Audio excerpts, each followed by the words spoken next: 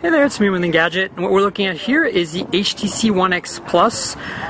This is the latest from HTC, the flagship, but unlike the one we showed you a few days ago, this is AT&T's model. You can see the logo on top.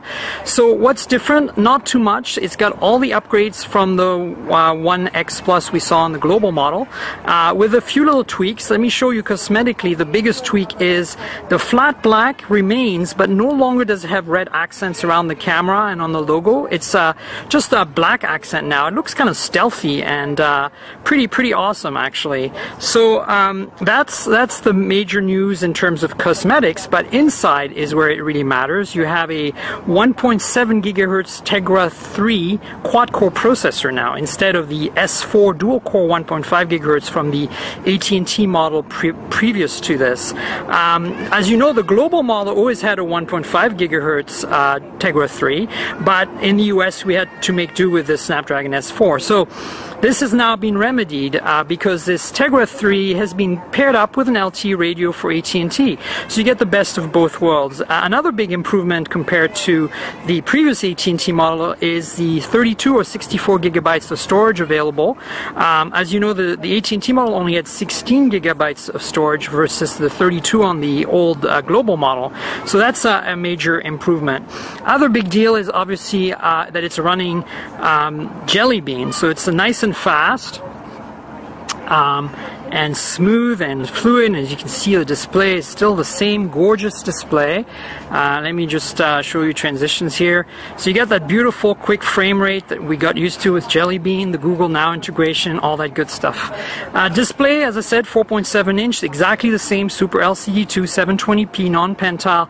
As you can see, we're outside here and it's really gorgeous, even with a bit of glare from the sun, but you know what? Nothing that we'd be worried about. Otherwise, this is the same screen, the same device. There's a few other changes I want to point out. Nothing on the back in terms of camera. There's still the same 8 megapixel backside illuminated f/over 2.0 camera with a single LED flash, the same image sense chip and all that good stuff. But in the front, the front-facing camera has been improved. It's 1.6 megapixel instead of 1.3, and it has backside illumination. It does 720p video. It also comes with some software to help you take self-portraits better. So you're going to look really sexy when you do Skype videos with this phone. In the bottom here, you can see the 3 capacitive buttons haven't changed: back, home, and task list, which can be programmed into a menu button if you'd prefer. Everything else is the same. I'm just going to walk you through the sides real quick. On the right-hand side here, you have the volume rocker. In the bottom, you have the primary microphone, nothing else really. On the left-hand side, the USB MHL connector, so you can connect that to a TV. And then on top here, you have the power lock key and the headphone jack, along with the secondary microphone. Again, nothing really different in terms of layout and design.